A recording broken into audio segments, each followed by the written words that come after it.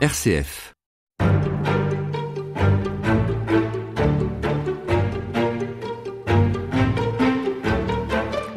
Le Moyen-Âge est sans doute la période au sujet de laquelle nous avons le plus d'idées toutes faites, mais volontiers contradictoires ou caricaturales. Un livre apporte des démentis ou des nuances à ces idées reçues. Il vient de paraître aux éditions Vendémiaire. Il s'intitule « Le vrai visage du Moyen-Âge ». Nicolas Veille-Parot, bonjour. Bonjour. Vous avez dirigé la publication de cet ouvrage avec votre consoeur Véronique Salle. Nicolas Veille-Parot, vous êtes directeur d'études à l'École pratique des hautes études et spécialiste de la science dans l'Occident médiéval latin. Alors, le livre est construit par chapitres. Chacun de ces chapitres donne la parole à un spécialiste qui traite d'une question au sujet de laquelle on a quelquefois, encore une fois, des croyances, des idées très arrêtées qui parfois font plus ou moins l'unanimité. Quelle a été l'idée originale de ce livre? Qu'est-ce qui vous a donné envie de diriger cet ouvrage et ce travail? Mais écoutez, avant d'enseigner à l'École pratique des hautes études, j'étais professeur à l'Université Paris-Est Créteil, où je donnais un cours de première année fondé sur le principe. Je disais, en première année, il s'agit de donner un cours un peu stimulant. Et donc je dis, je vais essayer d'enseigner le Moyen-Âge à partir des idées reçues. Parce que, en faisant le compte des idées reçues, alors il ne s'agit pas de toutes les idées reçues, mais d'un grand nombre d'idées reçues, je me suis dit qu'on arrivait à retracer l'histoire du Moyen-Âge. Parce que, à peu près dans tous les domaines, il y a des idées reçues. Et le Moyen-Âge, comme vous le rappeliez, est sans doute la période pour laquelle il y a le plus d'idées reçues. Et donc l'idée était de partir de l'idée reçue, de montrer d'où venait cette idée, et de rétablir la vérité historique à la lumière des travaux plus ou moins récents. Et c'est un peu la même démarche que nous avons, Véronique Salle et moi, souhaité mettre en œuvre, mais cette fois-ci en allant interroger à chaque fois des spécialistes. Alors justement, comment avez-vous choisi non seulement les thèmes, mais aussi les personnes à qui vous alliez donner la parole sur ces thèmes et sur ces idées reçues? Alors les thèmes, on a essayé de balayer de façon un petit peu large, en sélectionnant différents types d'idées reçues. Parce que je crois qu'il y a vraiment une typologie de ces idées reçues. Toutes n'ont pas le même statut. Il y a l'idée complètement fausse, qui n'a aucune vérité, comme le droit de cuissage ou la terre plate, par exemple. Penser que les hommes au Moyen-Âge pensaient que la terre était plate, c'est vraiment totalement faux. Et puis, il y a des idées qui sont des extrapolations bizarres, autour des cathares, des Templiers, de Jeanne d'Arc qui serait fille de sang royal, enfin ce genre d'idées bizarres qui n'ont plus aucun fondement. Et puis, il y a des idées qui sont fausses aussi, mais qui sont ancrées pour des raisons idéologiques, tout ce qui est lié à l'Espagne musulmane, à Averroès par exemple. Et puis, il y a d'autres idées plus ambiguës, dans lesquelles les images sont contradictoires, soit trop roses, soit trop noires, autour des thèmes classiques, le servage, le seigneur, la guerre, etc. Le chevalier, exactement. Voilà, la question de l'hygiène. Et puis, il nous a semblé, et c'est pour ça qu'il y a beaucoup de contributions autour du savoir, parce que comme le Moyen-Âge est vu comme une période obscure, eh bien, évidemment, c'est le savoir qui en souffre le plus, c'est l'image du savoir qui en souffre le plus. Alors, et puis, juste la dernière catégorie, ce sont des idées qui sont des nouvelles idées reçues, c'est-à-dire des idées mises en circulation médiatiquement par souvent des historiens, mais qui n'ont pas beaucoup d'arguments, qui donnent des visions qui entendent déconstruire le récit national, par exemple, mais qui ne sont pas argumentés scientifiquement. Voilà. Alors, on y reviendra plus précisément sur cette histoire, par exemple, de récit national. Est-ce qu'il y a des sujets qui prêtent à polémique, qui sont un peu délicats à traiter ? Mais je pense que certains sujets sont délicats à traiter parce que le débat historique n'est pas toujours simple. Je ne sais pas comment cela se passait autrefois, mais je trouve qu'à l'heure actuelle, quelquefois, certains sujets, notamment des questions un peu chaudes, comme la question des rapports entre chrétiens et islam, la question de la nation France, par exemple, suscitent de la part de militants des réactions assez violentes. On est vite taxé de réactionnaires, de je ne sais quoi. Voilà, donc je regrette que le ton polémique, que cette violence verbale prenne le pas sur le vrai débat, le vrai travail d'historien. L'objectif de cet ouvrage n'est pas de faire polémique ou d'alimenter une polémique, mais d'apporter une autre manière de voir les choses et puis de l'argumenter en faisant appel à des historiens tout à fait reconnus et qui ont fait des travaux très sérieux. Voilà, nous sommes allés vraiment chercher les spécialistes incontestables. Le rire est un souffle diabolique qui déforme les linéaments du visage et fait ressembler l'homme au singe. Extrait du film Le nom de la rose de Jean-Jacques Hano, sorti en 1986. Mais le singe ne rit pas. Le rire est le propre de l'homme. Comme le péché. Pourtant, Aristote a consacré son second tome de la poétique à la comédie. Et il en fait un instrument de vérité.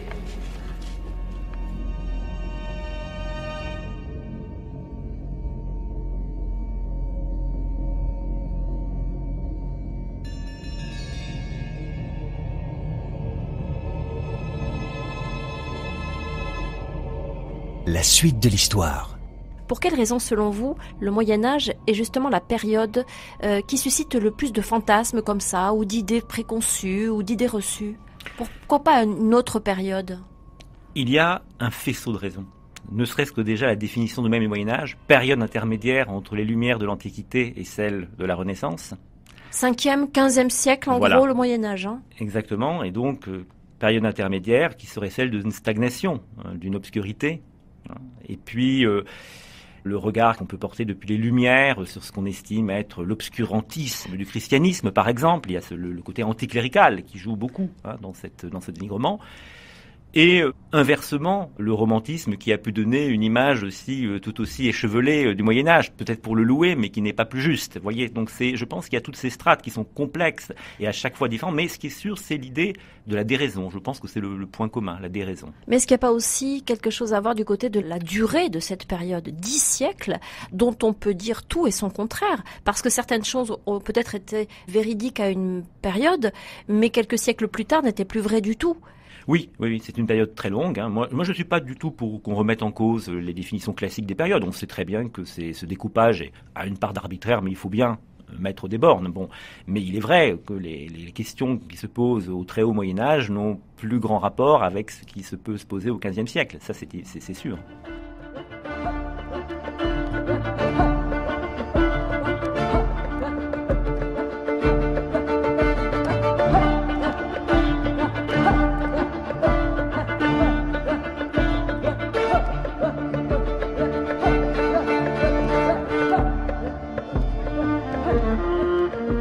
Nicolas Veille-Parot, l'élaboration de ces croyances, de ces idées préconçues sur le Moyen-Âge, est-ce que vous pensez qu'elles ont été faites, qu'elle est intervenue essentiellement au XIXe siècle, période peut-être où on a redécouvert le Moyen-Âge?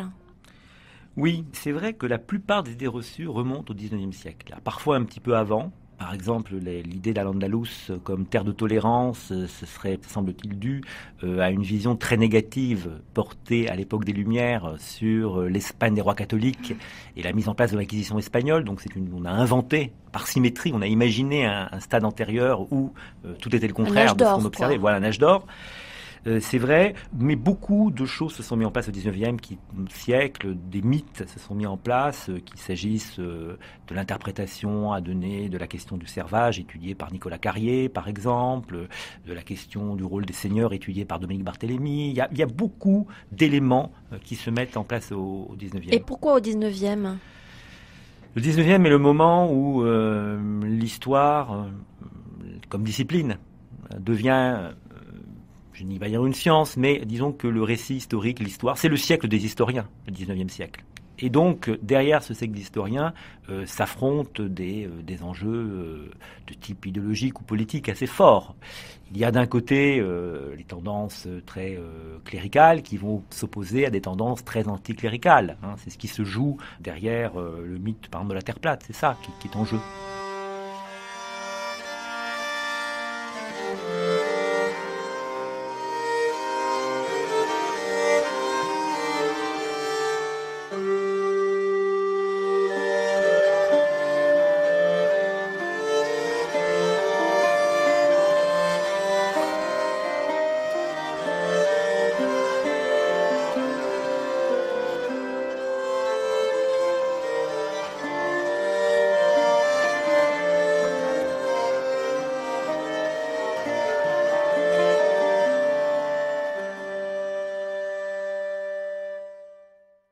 Donc un Moyen-Âge très marqué par le christianisme, par la prédominance de l'Église, est en quelque sorte revisité par soit les tenants de l'Église, soit ceux qui s'y opposent au XIXe siècle. Oui, soit c'est l'âge d'or du christianisme, donc d'un côté, soit au contraire c'est l'âge d'or de l'obscurantisme, parce que l'âge d'or du christianisme. Vous voyez, c'est un petit peu, dans ce dialogue, je simplifie, mais c'est un petit peu ça. Et le XXe siècle a une véritable fascination pour le Moyen-Âge, mais les idées préconçues ont la vie dure. Oui, les idées préconçues ont la vie dure et il y a des raisons. Alors évidemment, il faut voir au cas par cas, il n'y a pas un schéma général, mais il y a des raisons pour lesquelles, malgré la parole réitérée d'historiens sérieux, certaines idées reçues ne veulent pas partir. On s'y accroche ? On s'y accroche parce que, fondamentalement, peut-être, on tient à voir l'idée de ce Moyen-Âge obscur. C'est peut-être rassurant pour nous modernes de trouver un repoussoir, le Moyen-Âge.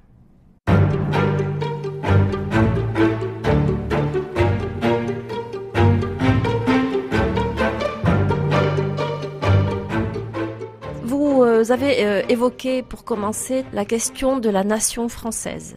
Une des idées reçues consisterait à dire que cette notion est totalement étrangère à cette période du Moyen-Âge, qu'il n'y avait aucune idée d'appartenir à la France et à se sentir français au Moyen-Âge. Philippe Contamine, l'historien que vous interviewez dans cet ouvrage, nuance très fortement cette affirmation.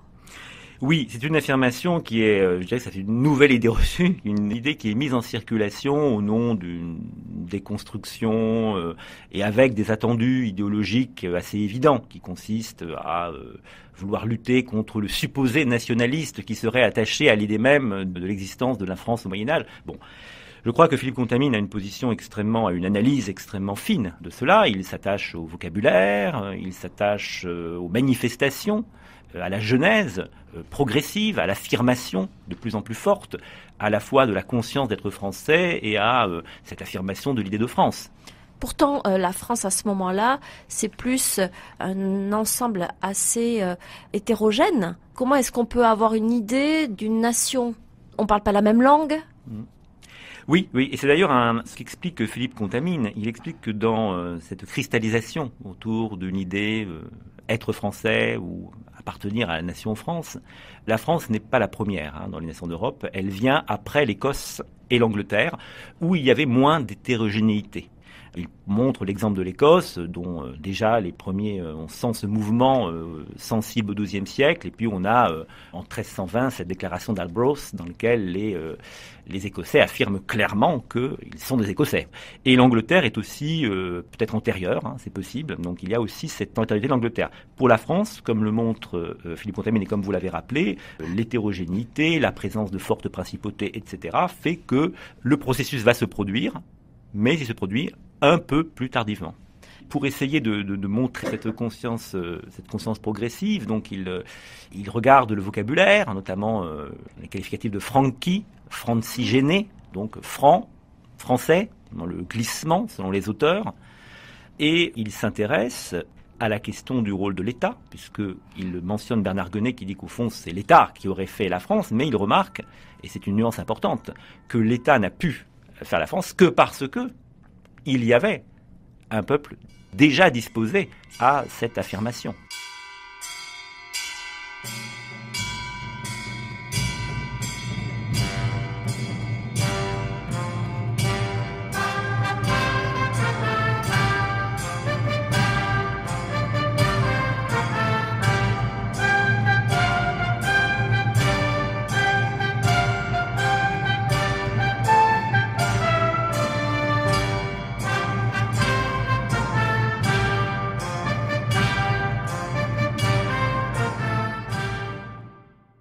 Souligne également, Philippe Contamine, que c'est aussi comme ça que ce peuple est perçu à l'étranger, par les étrangers, comme un peuple franc, comme des Français. C'est comme ça qu'on les désigne.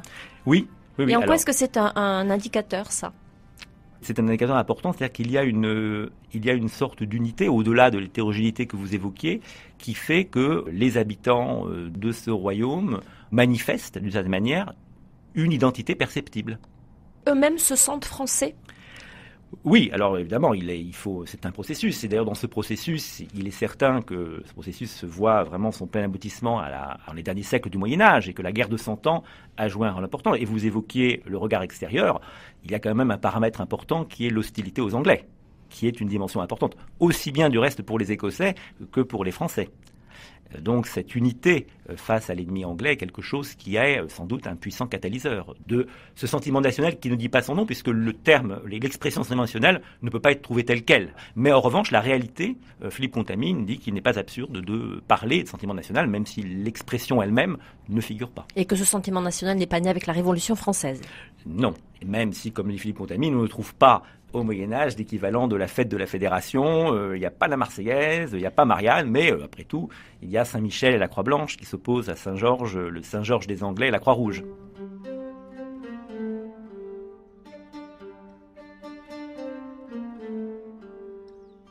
Pour certains historiens, le sentiment national français est né avec la bataille de Bouvines qui a eu lieu le 27 juillet 1214. C'est une victoire écrasante du roi Philippe Auguste sur la coalition regroupée derrière l'empereur allemand Othon IV, Dimitri Casali, historien.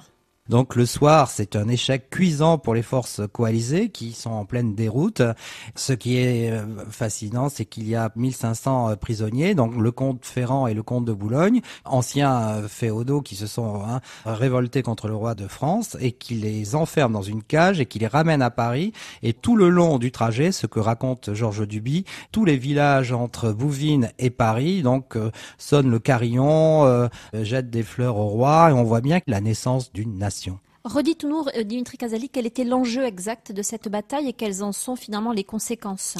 Les conséquences directes, c'est que Philippe Auguste, à partir de cette bataille, devient le plus puissant monarque de toute l'Europe, dès le XIIIe siècle, ce que vont continuer, bien sûr, Saint-Louis, le petit-fils de Philippe Auguste, ou encore Philippe IV le Bel. Donc c'est des enjeux importants pour la construction de notre État national. Et enfin, donc le Saint-Empire romain germanique est mis à bas, puisque c'est un changement de dynastie. Othon IV doit laisser le trône à Frédéric de Hohenstaufen. Et Jean sans peur, qui rentre en Angleterre piteux et défait, est obligé de signer la grande charte de 1215 où les barons anglais vont obtenir une énorme autonomie, contrairement à ce qui va se passer en France où le roi de France tient de plus en plus fermement ses féodaux.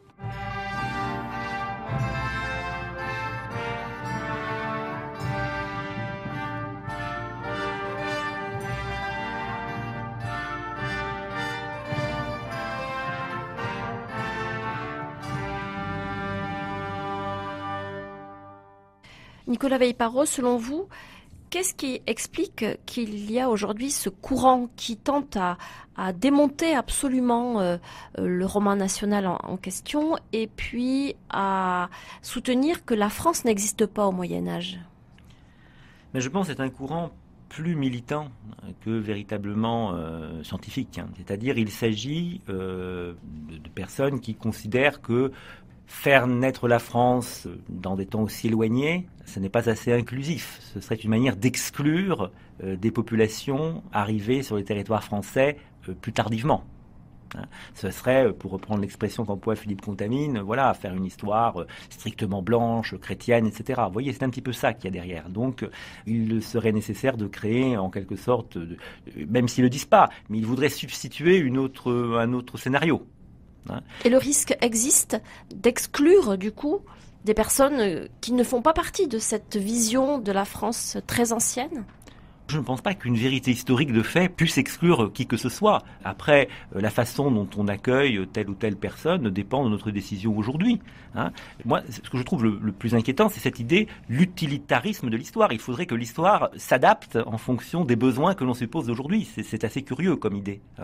Je pense qu'il faut éviter d'instrumentaliser l'histoire dans un sens ou dans l'autre. Il faut simplement essayer de s'approcher le plus possible de la vérité historique. Je me souviens qu'un jour avoir lu dans un ouvrage qu'il faut être un historien militant. Mais on ne peut pas être historien militant. Soit on est historien, soit on est militant. Le but de l'historien, c'est d'essayer de rétablir la vérité historique. Alors évidemment, c'est une idée régulatrice. On sait bien que l'historien, comme tout homme, est victime sans doute de préférences, de préjugés, d'idées. Mais au moins, il doit se fixer comme objectif de s'approcher le plus près possible de la vérité. Donc on ne peut pas s'amuser à faire des apparentes déconstructions, parce que c'est le mot-clé, on est dans la déconstruction. Mais le problème, c'est une déconstruction qui n'est pas une déconstruction très sérieuse. Vous voyez, il n'y a pas vraiment d'argument derrière cela pour dire qu'il n'y a absolument aucune idée de France au Moyen-Âge, qu'il faudrait mettre des guillemets dès qu'on parle de la France au Moyen-Âge. Cela ne correspond pas à ce que donnent les sources médiévales, comme le dit fort justement Philippe Contamine.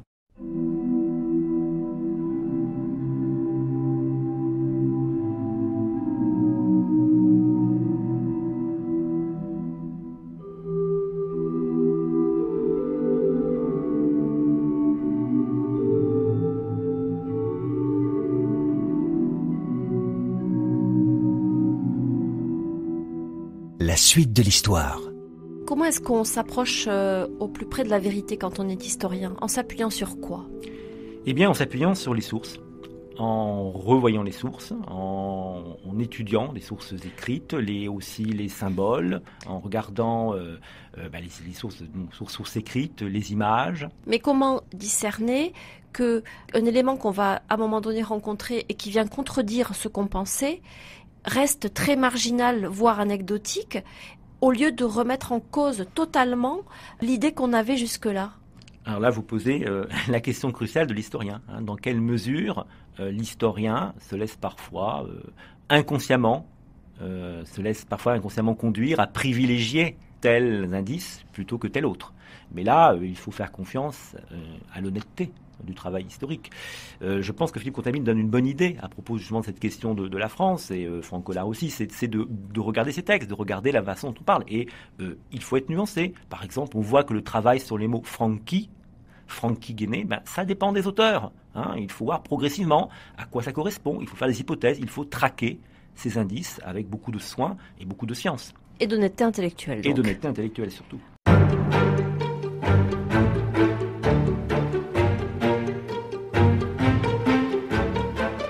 Nicolas Vaille-Parot, on a parfois l'idée que le Moyen-Âge est une période d'obscurantisme épouvantable, basée uniquement sur des croyances, des interprétations de phénomènes plus ou moins normaux. Est-ce que le Moyen-Âge est au contraire une période où on étudie, une période où on réfléchit, une période où la science a sa raison d'être?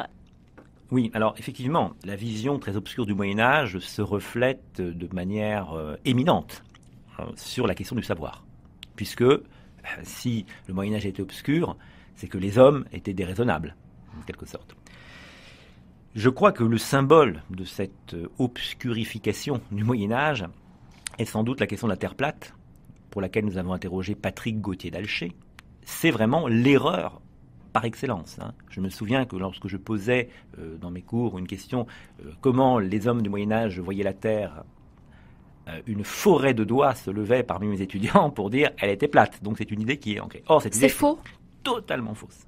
Depuis quand sait-on que la Terre est ronde? Depuis tout le temps, en fait. L'Antiquité? Depuis l'Antiquité. Le problème, c'est qu'on a mal interprété les textes, et puis c'est une idée qui s'est beaucoup cristallisée au XIXe siècle. Donc c'est une idée totalement fausse.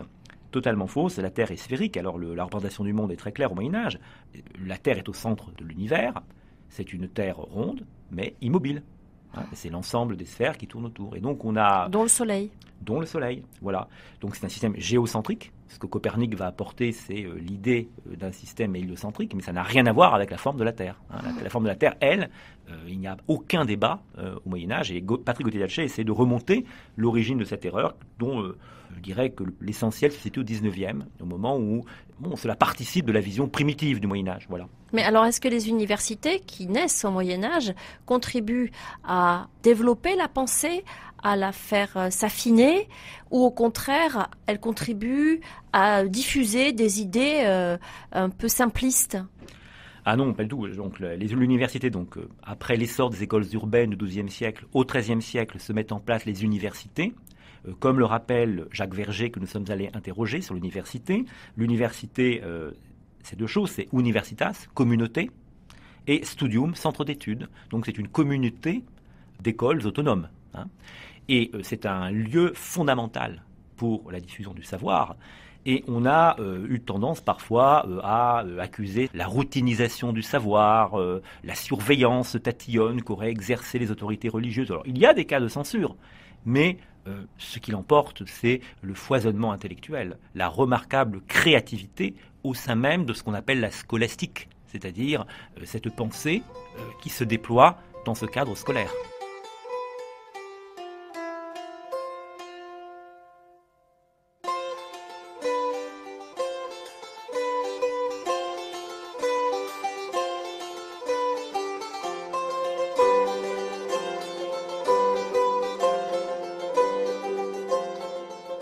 Est-ce que ces universités ont des liens entre elles ?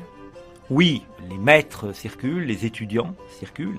On circule beaucoup au Moyen-Âge d'ailleurs. On circule beaucoup au Moyen-Âge. Alors évidemment, Jacques Verger dit qu'il ne faut pas non plus tomber dans des excès, mais il y a une circulation. Les maîtres peuvent comme ça venir se former, notamment pour acquérir tel grade de maître essart, de maître éthologien dans une université prestigieuse et ensuite repartir pour enseigner dans une autre université. Donc il y a cette circulation et elle existe bel et bien. Quelles sont les disciplines que l'on enseigne à l'université au Moyen-Âge ? Alors, cela commence par ce qu'on appelle, dans le modèle idéal, parce que là je parle de l'Université de Paris qui sortira un petit peu de modèle, la faculté des arts. Alors la faculté des arts, on enseigne ce qu'on appelle les arts libéraux. Théoriquement, c'est ce qu'on appelle aujourd'hui des disciplines littéraires et des disciplines mathématiques, mais en réalité, dès les années 1240, dans une grande université comme Paris, c'est la philosophie d'Aristote qu'on enseigne dans cette faculté des arts. Et ensuite, on peut poursuivre ses études dans une des 3 facultés supérieures, faculté de droit, si elle existe, ça dépend des universités, faculté de médecine ou faculté de théologie. Quelques facultés de théologie, celle de Paris étant la plus prestigieuse. La médecine, vous le disiez, c'est une discipline importante au Moyen-Âge ou elle en est encore vraiment à ses balbutiements ? Non, c'est une discipline importante et c'est une discipline qui s'affirme vraiment comme une science. C'est ce que montre Daniel Jacquard, qui est un grand spécialiste de la science et de la médecine médiévale. L'apport du Moyen-Âge, en Daniel Jacquard, c'est vraiment l'idée qui s'impose que pour exercer la médecine, il faut être lettré, il faut être savant, il faut avoir un savoir théorique. Et je dirais que l'université apporte à la fois l'armature institutionnelle et l'armature théorique à ce savoir. Alors, ça avait déjà commencé au XIIe siècle, mais vraiment l'université, la faculté de médecine, est un lieu à la fois d'un véritable enseignement de la médecine au sens pratique, mais aussi d'une véritable réflexion autour de la médecine. Une réflexion théorique, qu'en est-il de la pratique ? Alors je sais, comme le dit Daniel Jacquard, on déplore beaucoup que les effets pratiques de la médecine soient limités. Était-elle totalement inefficace ? Non, il y avait un savoir-faire des médecins. Mais en même temps, évidemment, face à un événement comme la peste de 1348, les médecins, d'abord, ont joué, pour beaucoup d'entre eux, pleinement leur rôle, et certains en sont morts. C'est le cas du médecin italien Gentile da Foligno, par exemple, qui est mort manifestement de la peste en se portant au chevet des malades. Mais évidemment, ils ne connaissaient pas les travaux du Bacille de Yersin de la fin du XIXe siècle. Vous voyez, donc ils interprétaient, comme on le faisait en Antiquité, la peste comme une corruption de l'air. Ce qui ne veut pas dire qu'ils ignoraient les phénomènes de contagion. Ils pouvaient très bien penser aussi la contagion d'homme à homme. Voilà, donc il y a beaucoup d'idées reçues sur cette médecine médiévale. On a raconté beaucoup de choses fausses, par exemple sur la dissection. C'est-à-dire, alors qu'est-ce qu'on a dit par exemple sur la dissection ? Bon, on dit souvent que les dissections étaient interdites au Moyen-Âge, que c'est un apport de l'époque moderne, qu'avant c'était strictement interdit. Daniel Jacquard a montré que les premières dissections humaines sont attestées dès la fin du XIIIe siècle. Attestées, ça ne veut pas dire qu'il n'y en avait pas avant. Et que lorsque les médecins sont poursuivis, ce n'est pas parce qu'ils ont disséqué, c'est parce qu'ils ont volé des cadavres pour pratiquer la dissection. Ce qui n'est pas tout à fait la même chose. Et de ce point de vue, par exemple, la bulle promulguée par le pape Boniface VIII en 1298, la bulle Detestande Veritatis, n'attaquait pas la dissection, elle attaquait la pratique funéraire consistant à faire bouillir les organes du mort pour les transporter, ce qui s'est passé pour Saint-Louis. Alors par ricochet, ça a eu des effets sur la dissection, mais il suffisait que les médecins demandent une dérogation, et ils pouvaient pratiquer la dissection.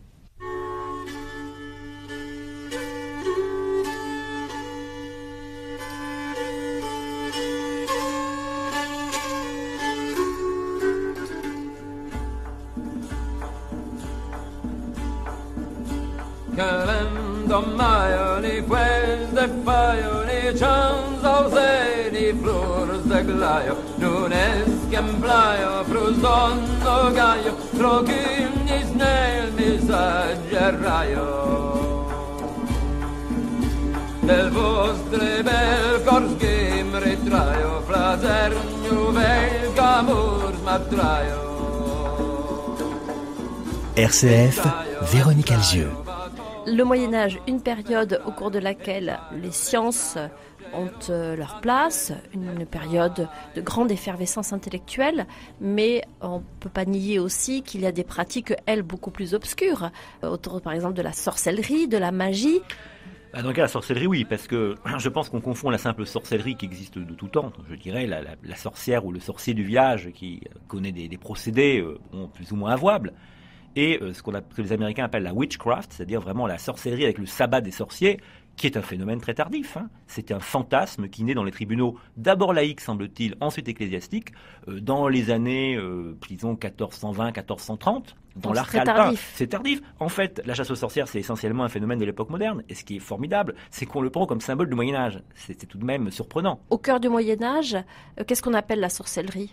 Bon, la sorcellerie au Moyen-Âge, c'est simplement la bonne femme dans le village qui peut rendre éventuellement des petits services de guérison, mais dont on se méfie parce qu'elle peut faire aussi usage de son mauvais œil. Vous voyez, c'est ça. Ça n'est pas plus tard. Je ne dis pas que l'Église voit ça d'un bon œil, mais c'est pas une préoccupation essentielle. En revanche, ce qui se déploie à travers, et on le sait à partir des manuscrits, à partir des témoignages, c'est la magie, mais c'est autre chose. Quelle est la différence ? Eh bien, la magie telle qu'elle se déploie au Moyen-Âge, a différentes formes. C'est l'idée que si on met en pratique un certain nombre de procédés, récitation d'incantations, utilisation de tel ou tel procédé, inscription de telle ou telle lettre, on va produire des phénomènes. Voyez. Bon, la magie connaît différentes formes. Il y a la magie populaire, véhiculée sans doute oralement, mais on a des traces écrites. Et puis il y a la magie savante, c'est-à-dire une magie d'origines diverses. Certains... Qui inquiète ? Alors oui, elle inquiète un peu. Il y a au début du XIVe siècle, le pape Jean XXII qualifie pour la première fois la magie rituelle d'hérésie. C'est une grande nouveauté. Mais à part sous le pontificat de Jean XXII, et puis peut-être un petit peu après, ce n'est pas la préoccupation non plus essentielle de l'Église, si vous voulez. Je pense qu'elle est beaucoup plus inquiétée par les hérétiques, les cathares et les vaudois dont parle dans ce livre André Vaucher, beaucoup plus que la question de la magie. Et par ailleurs, je dirais que l'autre idée reçue de ce point de vue, c'est de penser que science et magie, c'est presque pareil au Moyen-Âge et qu'on passe de l'une à l'autre, alors que non, justement. On distingue bien les deux. Absolument. La science, c'est l'entreprise, une tentative d'entreprise de connaissance du monde naturel sur des critères rationnels, si vous voulez. Et ce qui est formidable quand on étudie les rapports de science et magie, c'est de voir à quel point les hommes du Moyen-Âge, philosophes, théologiens, voire médecins, ont réfléchi justement sur les limites de la science. Qu'est-ce qui est de la science ? Qu'est-ce qui relève de la magie ?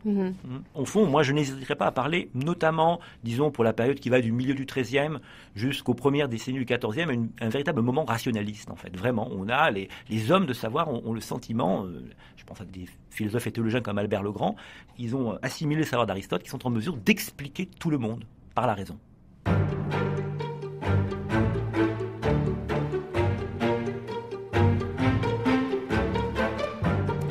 Nicolas Vaille-Parot, parmi les idées reçues concernant le Moyen-Âge qui apparaissent dans le livre qui nous sert de support dans ces émissions, il y a tout ce qui concerne les relations entre le christianisme et l'islam, à commencer par la question des croisades. Vous soulevez une question importante dans cet ouvrage. Est-ce que les croisades sont une première entreprise coloniale ? Oui, c'est la question que nous avons posée à Gabriel Martinez-Gros, qui est un grand connaisseur de la civilisation musulmane médiévale. Et de toute évidence, la question est un peu une boutade, parce que Gabriel Martinez-Gros répond immédiatement « non ». Ce n'est absolument pas une entreprise coloniale. La colonisation, comme le dit Gabriel Martinez-Gros, suppose un peuple ayant à la fois une supériorité militaire et une civilisation plus avancée, plus prégnante. Et la civilisation du peuple soumis est imprégnée par la civilisation du conquérant. Or, dans le cas des croisades, l'islam n'a pas été pénétré en profondeur par la civilisation des croisés, et inversement, du reste, les croisés n'ont pas été tellement fascinés par la civilisation de l'islam. Donc c'est autre chose. Alors quelle est la véritable motivation des croisades ? Eh bien, c'est ce que les croisés disent eux-mêmes, c'est-à-dire il s'agit effectivement de récupérer des territoires que les chrétiens considèrent comme les leurs, et c'est la même chose en Espagne. La Reconquista procède exactement de la même logique. Il s'agit de reprendre ces terres. Voilà, notamment Jérusalem. Ce sont des terres qui ont avant été sous domination chrétienne, et puis ce sont des terres qu'il s'agit de reconquérir, donc de la même façon. Par la guerre. par la guerre. Oui. Alors ces terres qu'on veut reconquérir, on estime qu'elles nous appartiennent. Ça s'appuie sur quoi? Sur la prédominance et puis sur l'histoire, l'ancienneté. Sur l'histoire, hein. L'islam a conquis toute la rive sud de la Méditerranée, dont les cités étaient des cités chrétiennes, de christianisme varié. Hein. Il y avait des hérétiques, etc. Mais c'était des territoires chrétiens, indéniablement. Voilà, la Tunisie, l'Ifriqiya, n'oublie pas que c'est la terre dans laquelle Saint-Augustin est né, par exemple. Hein. Donc, mais en tout cas, évidemment, dans l'immédiat, c'est Jérusalem et le tombeau du Christ. En particulier. C'est cela qui est visé. Il n'est pas question d'ailleurs pour les croisés d'essayer de convertir les musulmans. Il s'agit simplement de reprendre pied sur ces territoires. Et comme le dit fort justement Gabriel Martinez-Gros, c'est qu'en fait, la plupart des territoires dans lesquels se sont installés les croisés étaient des territoires majoritairement peuplés de chrétiens d'Orient, en réalité, qui étaient là avant la conquête musulmane et qui sont encore, au moment des croisades, majoritaires dans ces régions.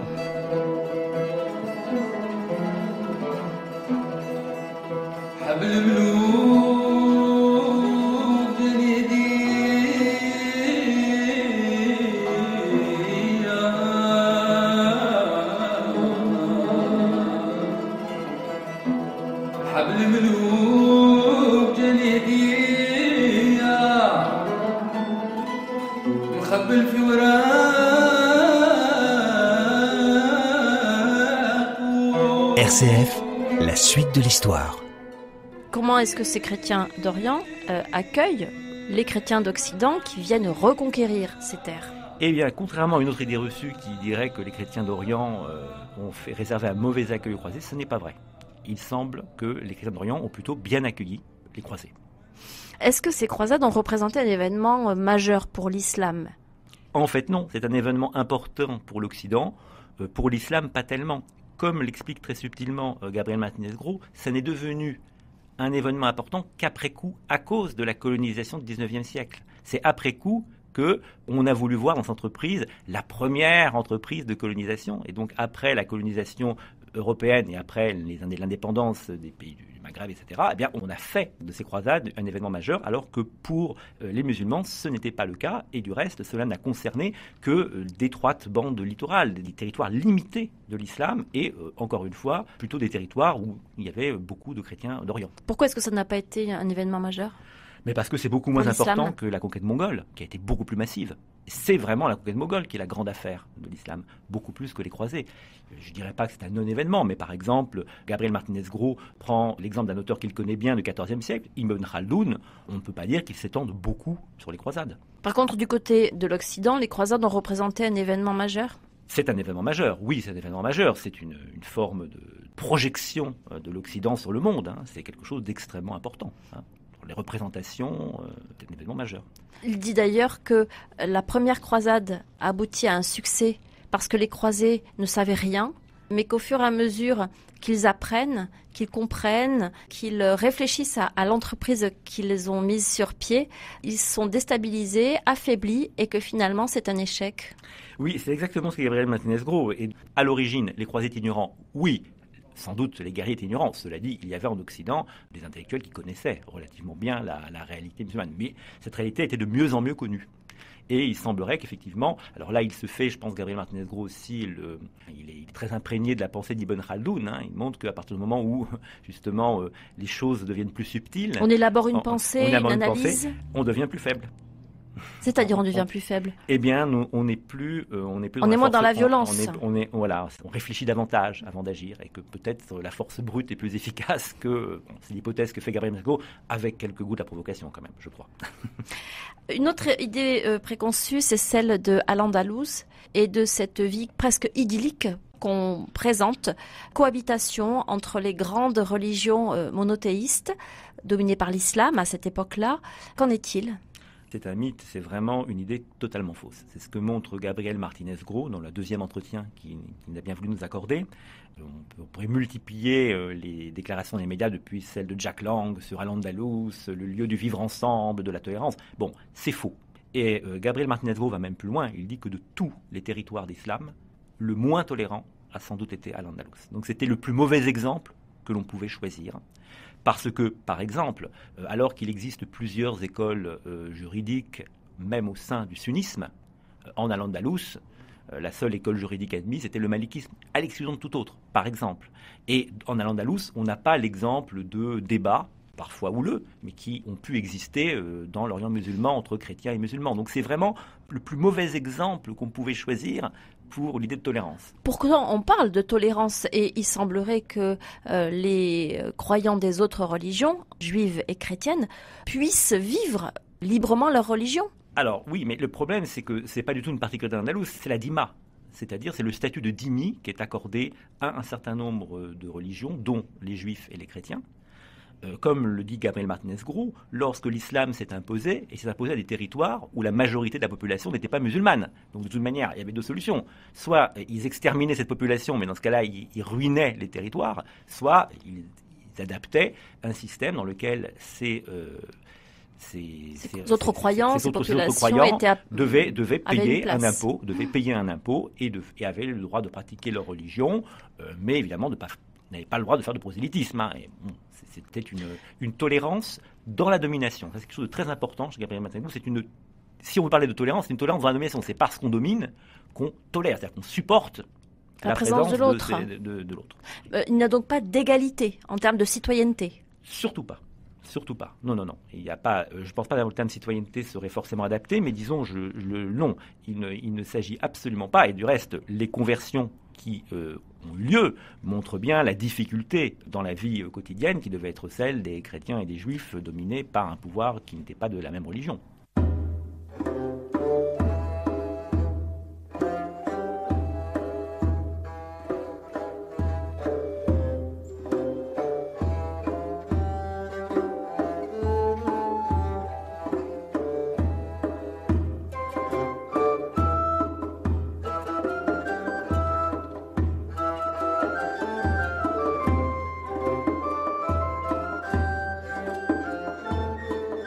Pourtant, on connaît des exemples de juifs notamment qui se sont approchés très très près du pouvoir jusqu'à devenir des conseillers. On peut estimer que ce sont des gens qui ont acquis un certain statut dans la société musulmane arabe.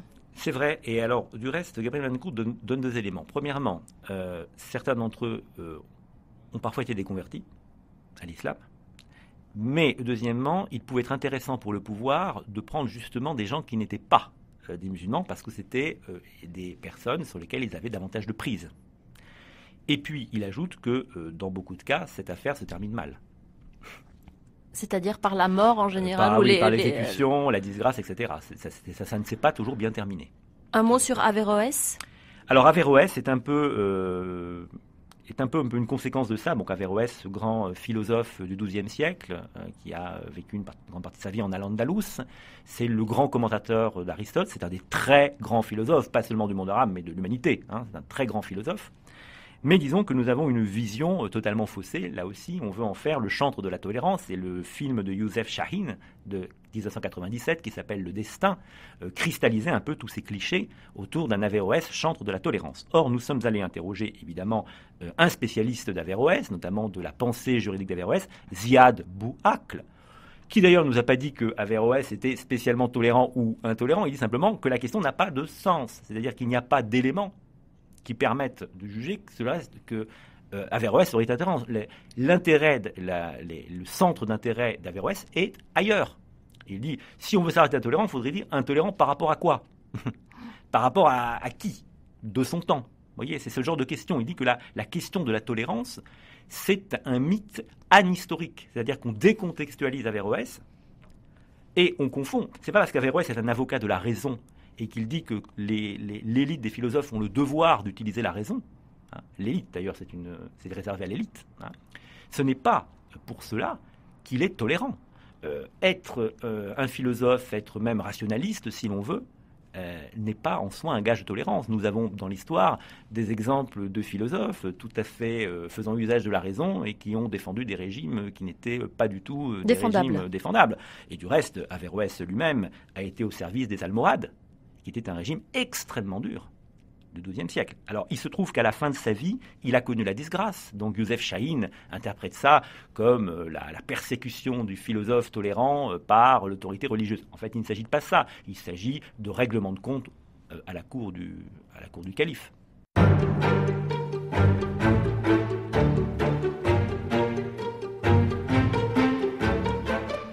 Un thème incontournable, Nicolas Veille-Parot, quand on parle des idées reçues concernant le Moyen-Âge, c'est le chapitre consacré aux femmes. La femme au Moyen-Âge, comment elle est considérée, quel est son rôle, à quoi ressemble sa vie quotidienne. En commençant par une question assez provocante pour nous aujourd'hui, la femme a-t-elle une âme ? D'abord, est-ce que c'est une question qui se posait véritablement au Moyen-Âge ou bien est-ce que c'est une projection contemporaine ? Oui, alors c'est vraiment l'idée fausse par excellence. Je crois me souvenir qu'il y a une vingtaine d'années, à l'Assemblée nationale, un député avait ressorti cette légende que les hommes du Moyen-Âge se seraient imaginé que les femmes n'avaient pas d'âme. Donc c'est en fait évidemment une erreur totale. Évidemment, jamais il y a eu le moindre doute sur le fait que les femmes avaient une âme. Cette idée, en fait, c'est ce que montre Laurence Moulinier dans l'entretien qu'elle a bien voulu nous accorder sur les femmes, c'est que cette idée remonte sans doute à une mauvaise interprétation d'un concile qui s'est tenu à Mâcon à la fin du VIe siècle à propos de la Vulgate, de la version latine de la Bible.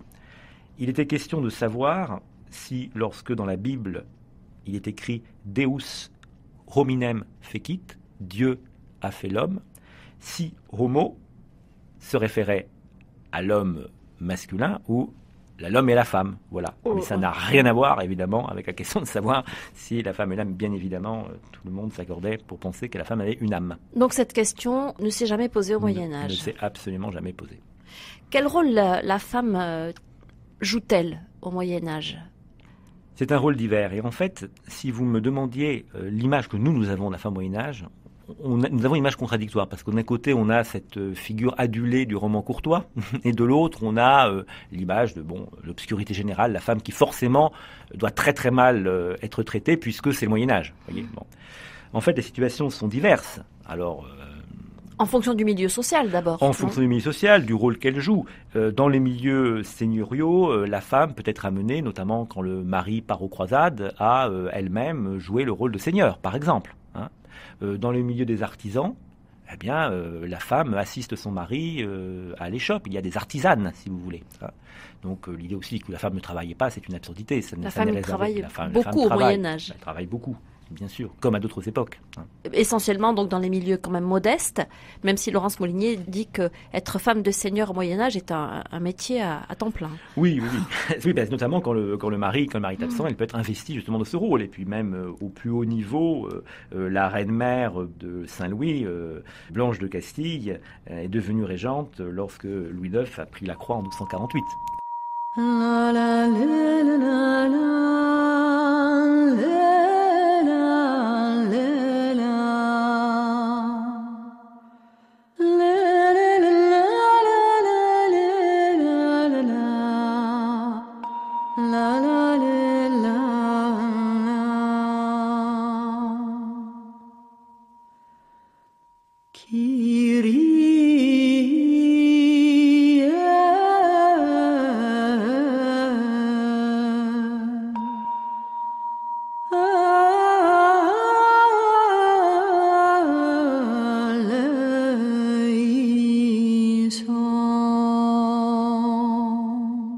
RCF, la suite de l'histoire.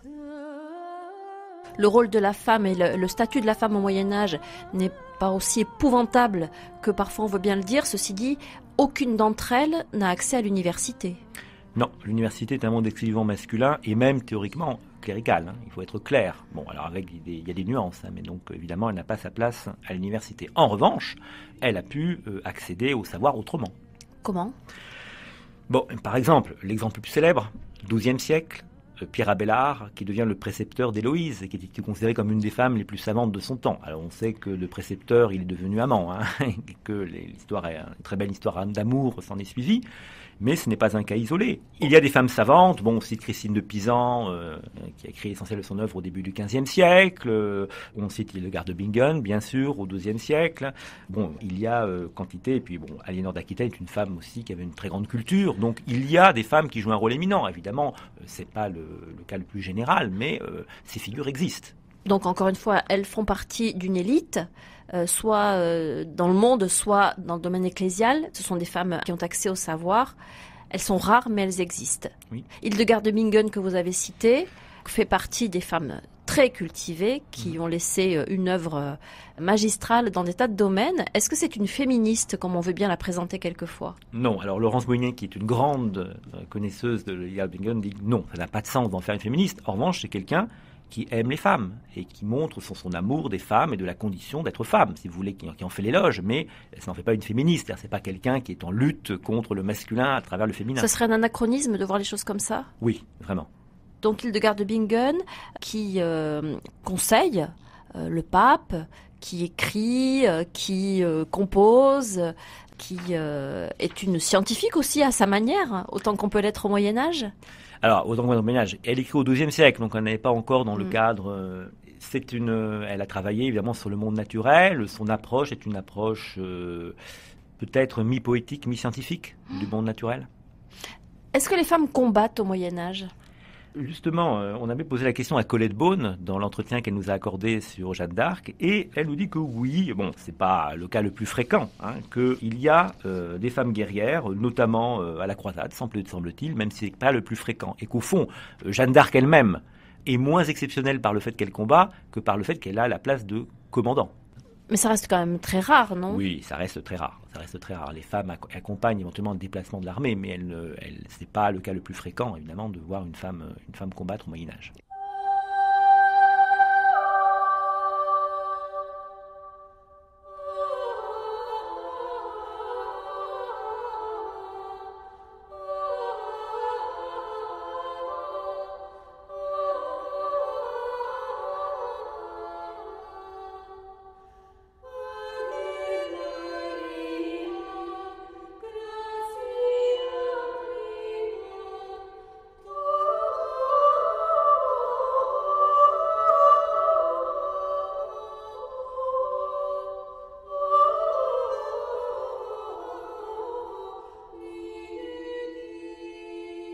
Et malheureusement, elles sont plutôt du côté, la plupart du temps, des victimes lorsque les guerres font rage.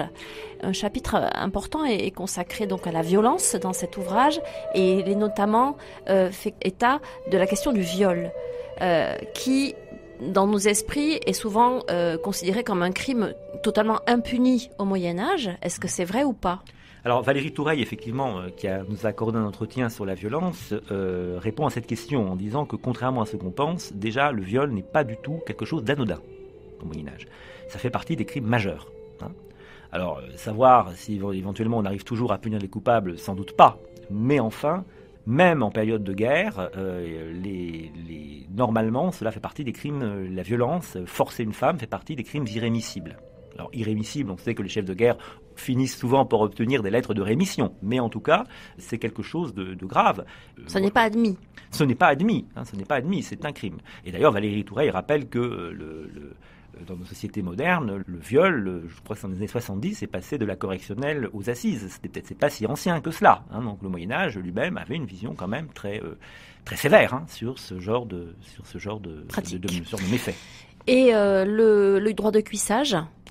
Ah, alors là, c'est le mythe par excellence du Moyen-Âge, le droit de cuissage ou droit de la première nuit, la croyance selon laquelle le seigneur avait un droit sur ses serves, donc la serve qui épousait un serf était obligée de donner sa virginité au seigneur. Donc c'est évidemment une idée fausse, une idée complètement fausse. D'abord, c'est impossible, alors même qu'au XIIe siècle, on est en train de sacraliser le mariage, qu'un tel droit ait pu exister.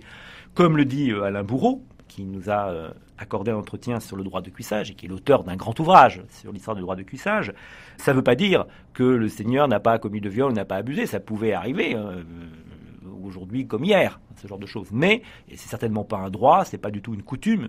En revanche, c'est un mythe qui a connu diverses phases d'élaboration. Sans doute à l'époque moderne, les juristes royaux qui voulaient s'en prendre aux seigneurs, de manière de dénigrer les seigneurs, et puis surtout au XIXe siècle, ça rentre dans le dénigrement du Moyen-Âge, dans un discours hostile à un monde qu'on juge trop cléricalisé, obscur, etc. Un très grand merci, Nicolas Veille-Parot, d'être venu nous présenter donc cet ouvrage, Le vrai visage du Moyen-Âge, qui aborde un certain nombre de thèmes. On l'a fait avec vous tout au long de ces entretiens, au sujet duquel nous avons des tas d'idées reçues, des tas d'idées préconçues, et qui sont, pour la plupart d'entre elles, démontées ou en tout cas très largement nuancées par les historiens à qui vous avez donné la parole. Ce livre est paru aux éditions Vendémiaire. Encore un grand merci à vous et merci à Pierre-Henri Paget qui était à la technique.